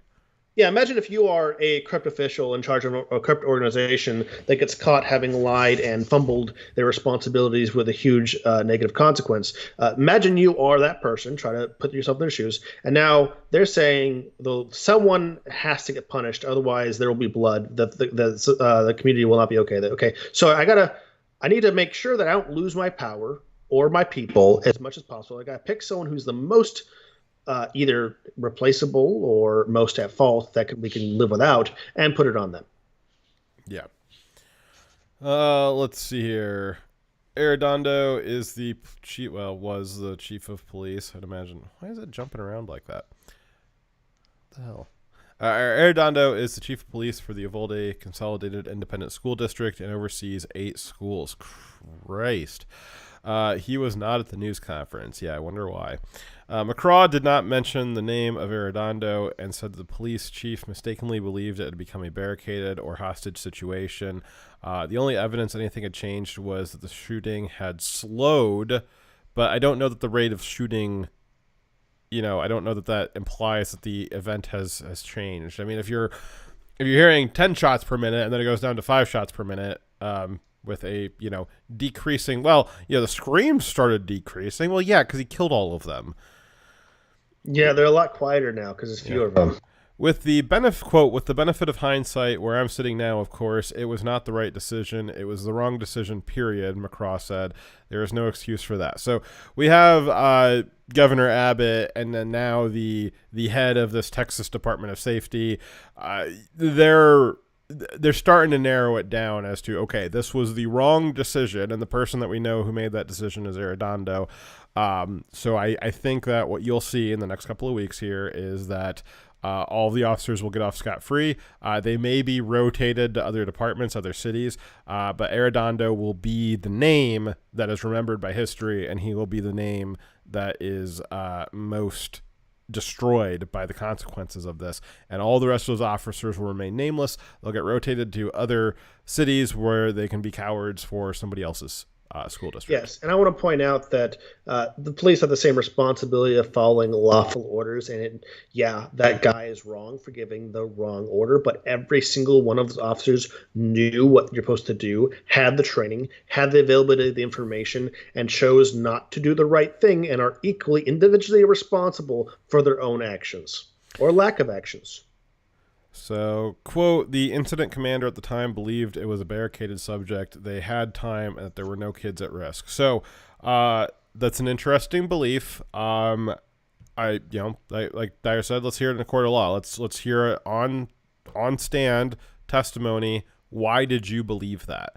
And I would say that, I don't know if a courtroom is the right place for this or a regular trial is the right way, because I believe this is not a Fifth Amendment situation where you can just say, well, I decline to incriminate myself. No. As a government official acting in a government law capacity, I don't believe that you've got a Fifth Amendment right to not answer that. He needs to answer the question as to what led him to believe that it was a barricaded subject. He needs to answer that under oath, and he cannot be given Fifth Amendment protections for that. I don't know how that works. I don't know if Fifth Amendment protections are on offer for that, but they certainly shouldn't be, because there's something fundamentally different about a government official invoking the Fifth Amendment in response to them doing an official act on behalf of the government than it is for you as a civilian doing the same thing. So I don't think that the government should have a Fifth Amendment right, though if we've learned anything over the last couple of years, it's that the only group with the absolute Fifth Amendment right is actually the government itself. So we'll see how that works out. Irony. Yes. Let's see here. So what else do we have? What is this? What on earth is going on? I don't know. Windows 11. I did initially like it, and then now it just does things, and I don't know why it's doing them, and I don't like it. I just had like a bunch of like start Windows pop up. I don't know. Anyways, what else did we have? We got the training. Oh, we got the circle back. So, let's see here. So we haven't really figured out who this lieutenant is, but he seems to be a kind of primary spokesperson for the situation. This would be, let's see here. So, so this guy was being asked, well, we'll just play the clip and let you guys watch it. How about that? Potentially parents and the students were urging the police to go in while you were waiting for a tactical SWAT team, even that some parents were asking to borrow police armor so they could make a counter-assault on the school. I have heard that information, but we have not verified that yet. So, what part haven't you verified? We have not verified if that a true statement or not, or is it just rumor out there? So you got to understand, we're getting a lot of information. We're trying to track down and see what is true. We want to vet it. That's all I have. We understand. Thank you so much.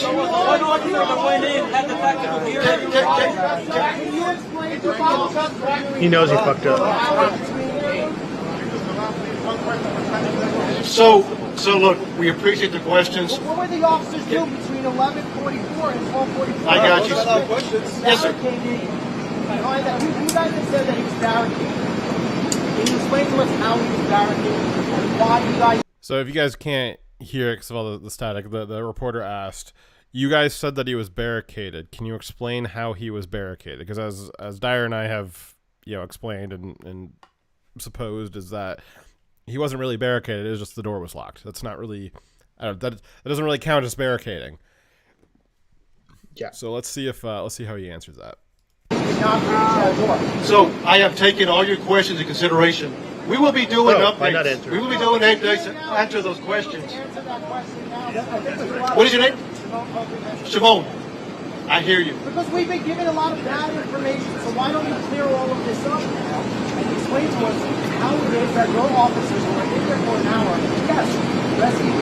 So I said, why don't you clear it up now? We've been given a lot of bad information. You got to explain to us why your officers were in there for an hour not doing anything. And this will be what the response to that was. Shimon, we will circle back with you. We want to answer all your questions. Circle back. We want to give you the why. That's our job. So give us time. I'm taking all your questions. I'm taking them back to talk to the team.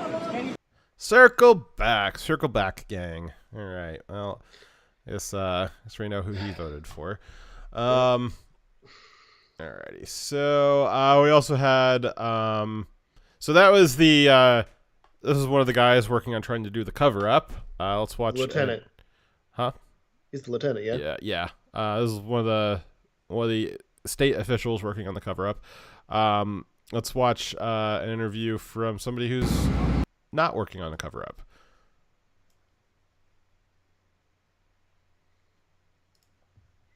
Meanwhile, traumatized survivors, elementary school kids, will carry forever the horror of that. There we go. A buddy of mine and my wife's called us and told us that there was a shooting at the school. I was in maybe like a few blocks down, so I had to turn around, and a few of the families were already there. Of course, some police officers were already there as well. And from there, we were just there waiting, trying to figure out what was happening. A bunch of us tried going in and they wouldn't let us. I know a bunch of family had, of course, weapons. Everybody wanted to protect the community. Everybody wanted to protect the kids. I tried going in to try and help him out. A bunch of other families tried to and argued with the cops here and there about just trying to get to them. And then from there, it was just a waiting game. My first priority is him. All the other parents, same thing. I know that a bunch of kids were hiding. We didn't know really much anything. We started seeing police officers breaking windows, pulling kids out, so I was just praying that he would be one of them. And after 2 hours of being there, I was able to get him. I saw him running and I grabbed him and held him tight and took him to my wife. I knew a few of the victims and the families. He knew mostly all of them. They were all his classmates. He played with all of them. And they pretty much grew up with him since pre-K, so he knew all the kids that passed away. Whatever he feels, I just let him speak it out. I told him, if you want to cry, cry. If you get mad, get mad. I don't care. Just tell me how you're feeling, just so we can help you cope with it. It's just difficult. I know a bunch of family here are really depressed, are really crying. Everybody's hurting here. We're a small town where everybody basically knows everybody.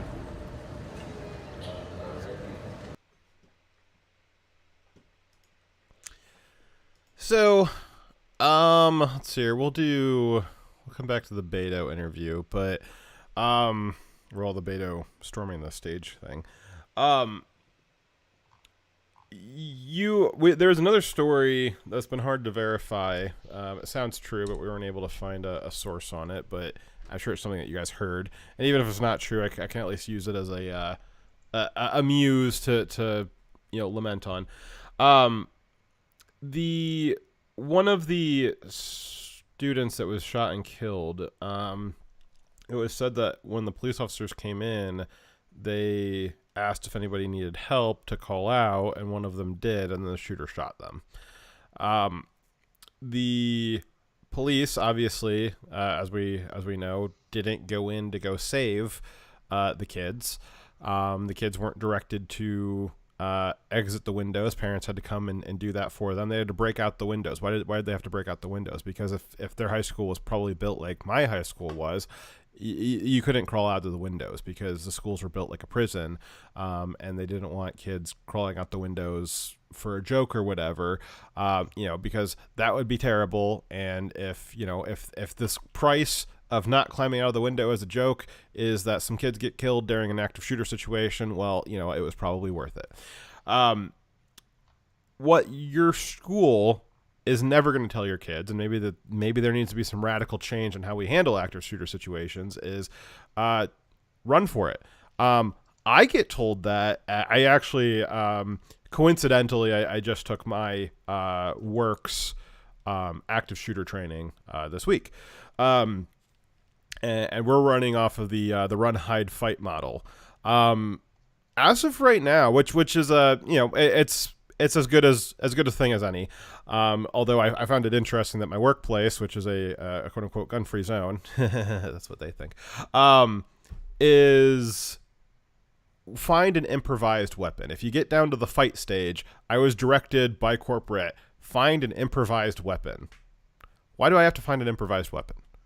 Because they don't allow you to have one. They don't allow me to have a conventional weapon.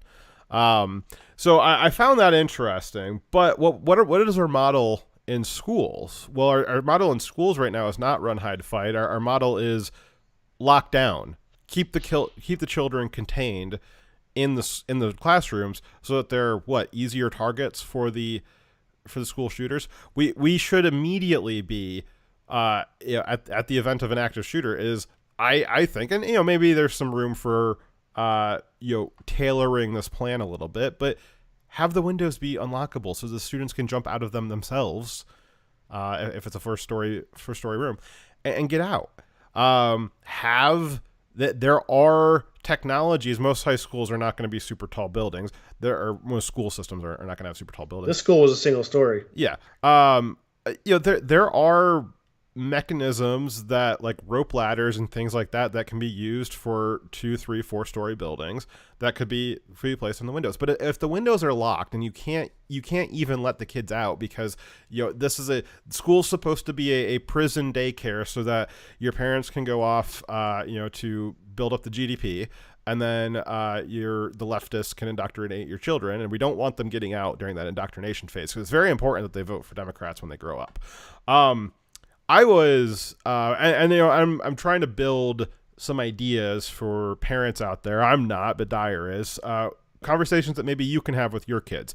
You don't necessarily want to rely, if you have your kids in a government school system, you don't want to necessarily rely on the government's method and protocol of keeping them safe during an active shooter situation.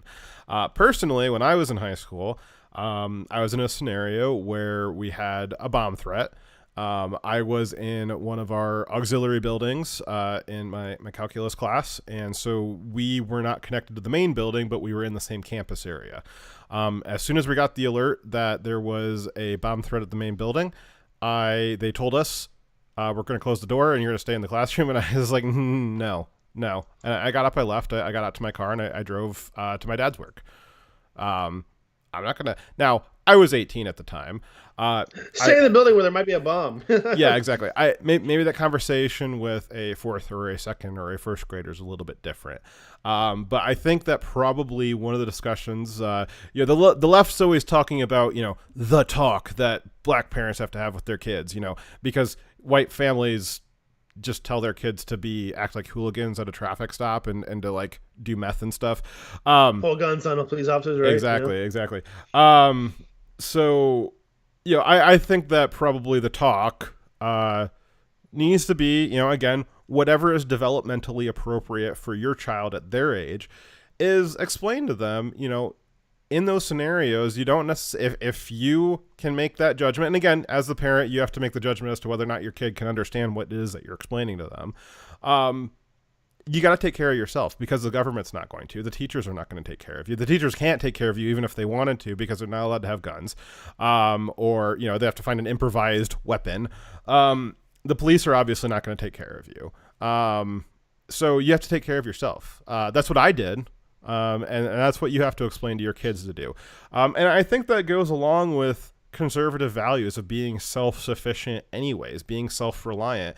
And that's something that you guys will have to think about as conversations that you have with your kids, is that you cannot rely on the government to come save you, because they won't.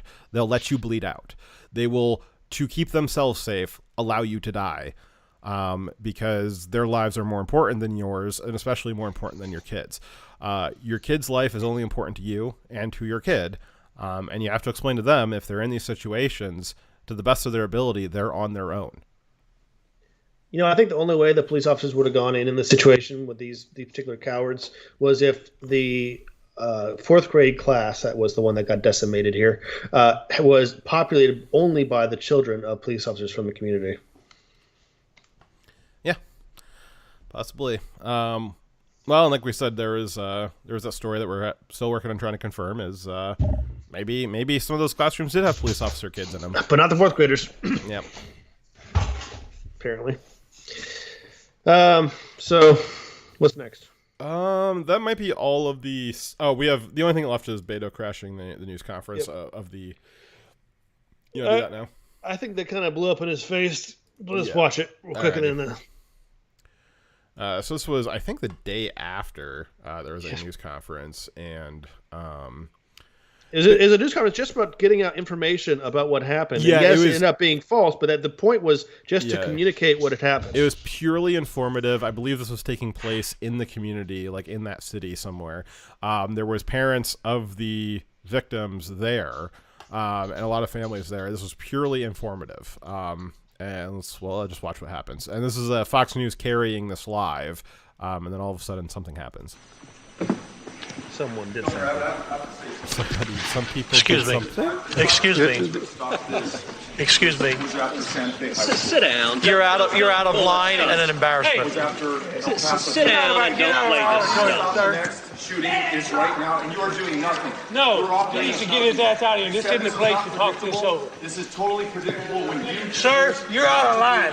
Sir, you are out of line. Sir, you are out of line. Please leave this auditorium. I can't believe you're a sick son of a bitch that would come to a deal like this to make a political issue.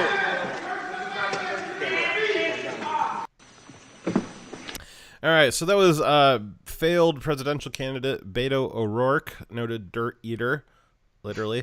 He did magical dirt. Yeah, so he is. I I don't know if he's launched it officially, but he was planning on running for governor in 2024 for the state of Texas. Or is it? Yeah, it's 2024 will be your next governor election.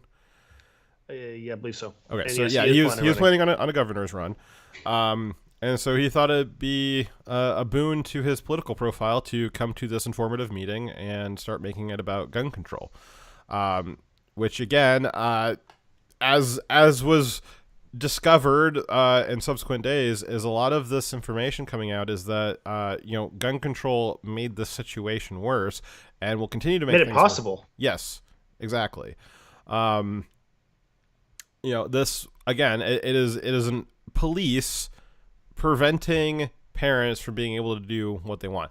The point of the police department was really to supplement community defense. It wasn't to replace it or to prevent community defense. It was still, this idea, you think about even going back 50 years and explaining to, your grandparents that in the future, not only will you not be expected to defend your community, you'll be barred from doing so. Yeah, it's the concept of the citizen's arrest. It used to be a lot more common where people would capture someone committing a crime and take them to the sheriff, who would then do the legal part of it. Yeah. Gone a long way from that. Okay, so obviously this is despicable that he did this. And actually it's kind of blowing up in his face as he's not getting any good press over it. But I feel like there's nothing more I can say to summarize what's happening here. I don't want to further belabor the points we've already made. The biggest part of the story is that the police in Texas, possibly police in general, cannot be trusted to protect you. But also, worse than that, could be actively helping abet the enemy to our community, helping to magnify the harm. If only by incompetence. It doesn't even have to be malice, but it could be either. And we unfortunately had to say this before during the George Floyd riots: is you are on your own. You are on your own. I think the difference between conservatives and Democrats at this point is just realizing you are on your own. The government, maybe at one point in the deep distant past, it currently only exists to preserve itself. And this goes right down to the city level. If your personal community, if you're active in your personal community and you know I'm wrong, I'm great for you. I'm excited and thrilled and very happy that you live in a community that has a good cultural, social fabric. But I can say universally your state doesn't, universally the federal government doesn't, and most cities and townships don't either. You are on your own. You need to be, to the best of your ability, becoming competent in defending yourself and the ones that you love, having plans that don't involve reliance on government officials at any level, and then to the best of your ability, cultivating your own community that doesn't rely on government officials or government assistance or anything like that. And then you've got the Democrats who are literally the opposite of, the government will protect us from everything. And it's just not true. It wasn't true in the George Floyd riots, and unfortunately it's not true when you send your kids to school. And it is up to you to have some of those difficult conversations.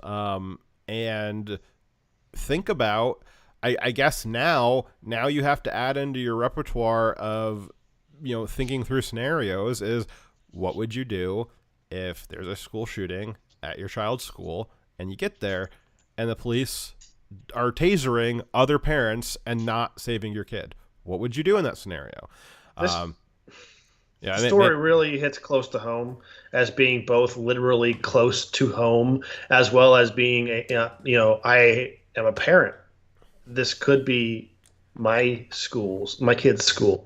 And, I'm not defeatist. Though I think it's smart to be prepared to do things on your own and to expect to take care of yourself first. I still do the best I can to be involved in my community and be community minded, because that's the world I want to live in, where the other people in my community also do the same as me. And it's very, very disheartening to work so hard to be self-sacrificing. In the end, you have people sabotaging it. You get where I'm coming from here? Yeah. It's very disheartening. Well, I mean, I think, it was the promise that wasn't kept for our generation, is that we were supposed to be inheriting something better than what our parents inherited, and it wasn't. There's all of these social mores that existed even a generation ago that don't exist anymore for us. You have just the advent of new communications technology. It's separating everybody, and everybody feels alone on stuff. And it's not how it was supposed to be. It's not how our parents and our grandparents and their parents lived. This is kind of indicative of some of the problems that are going to be possibly insurmountable for America over the next coming years here.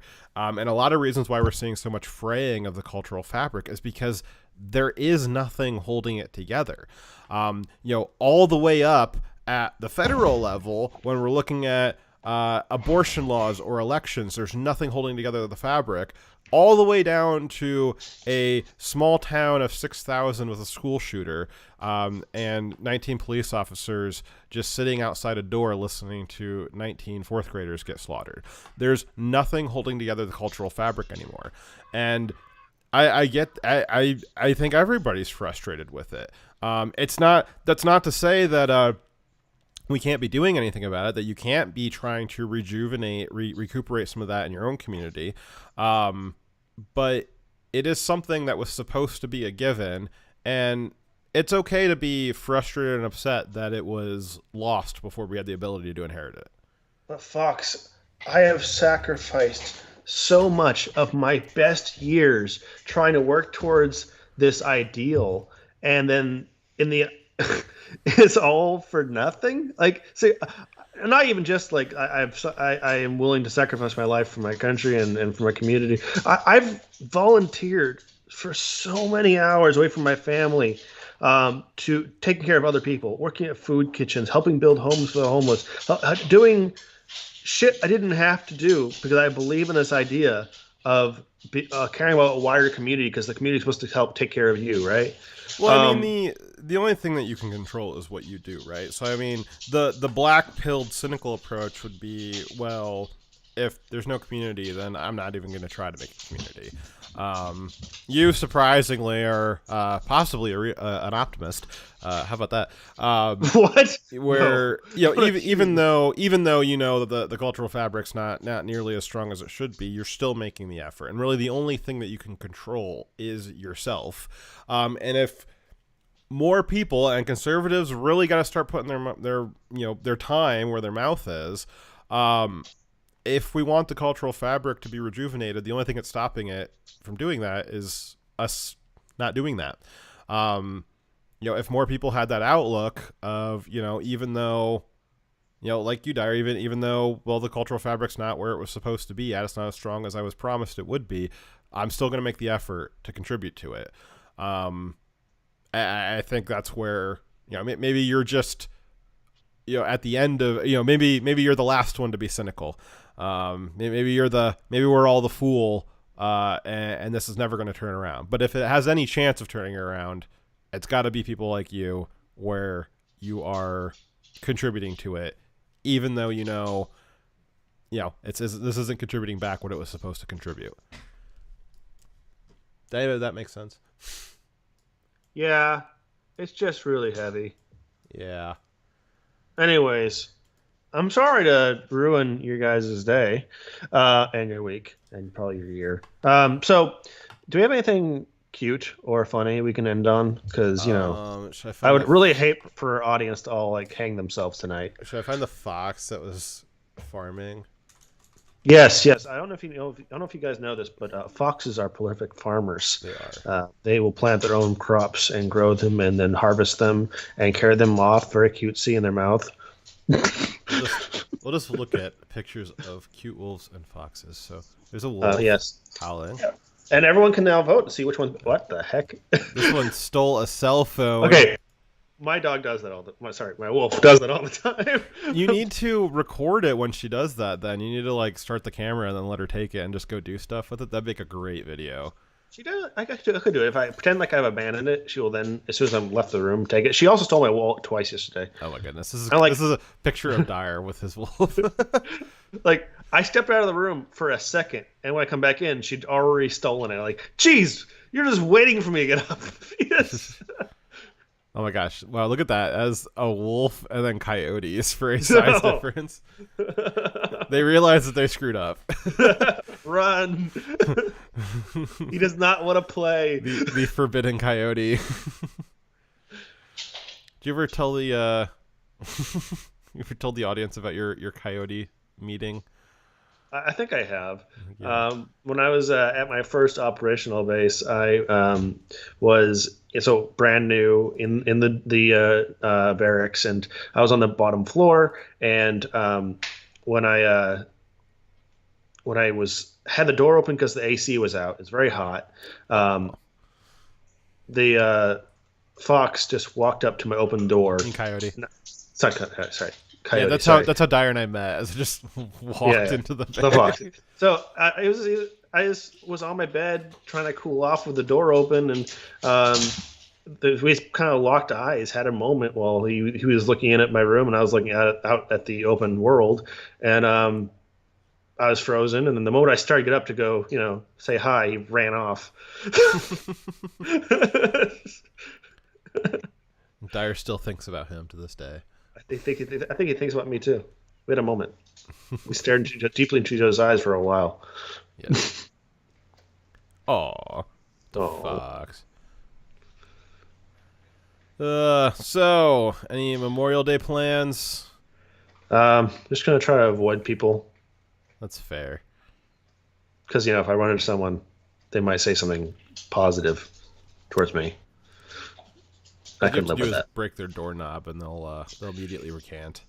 I've broken out doorknobs. I'm trying to not break doorknobs. Actively anti-breaking of doorknobs. Yeah, but you're really bad at not breaking doorknobs. So, for those of you guys who don't know what we're talking about, wherever Dyer's at in the world has very flimsy doorknobs, and he continuously breaks them when entering buildings. I have broken so many things at my current station. I feel like it's because they make things really cheaply, or they're extremely old and brittle. I just broke off the entire step below the door at my house. I stepped on it and it just crumbled. And I sent a picture to the landlord. It's like, I don't know. I just stepped on it and it dissolved. Broken handles, broken sinks, broken doors, door shattering when I close it, like on the hinge. I don't know. I don't think it's me. Broke a toilet seat once, shutting it too hard. Jesus Christ, Dyer. Just shattered right in half. Look at this fox. Yeah. He's farming. See, that's the farming fox right there. He's got himself some corn. He's got another one. So yeah, I have a tendency to break. I broke my door handle several times. Also at the base. Here's one of the ones that you like. One of the silver foxes. Yeah, they're better. Silver foxes, platinum foxes. Yeah, that's right. Platinum. Looks wet. He probably is. He probably got a bath. It's like happy. Hey Willow. Yeah, see if you can get Willow to howl. We think we figured out the way to get her to howl on command. That'll be our good signing off point. No, don't sniff me. Speak. Good girl. Good girl. Good girl. Thank you. Thank you. I wasn't talking to you. I was talking to her. All right. I'll pet you too. All right, guys. Well, you guys have a good extended weekend. Yeah. Don't forget to remember why you have this country tomorrow, not just that you have a day off. Yep. Let's see here. So, all right. But we'll see Thank you guys. For coming. We'll see you guys next week. Direwolf out. Yep. Trevize signing off. Thank you guys.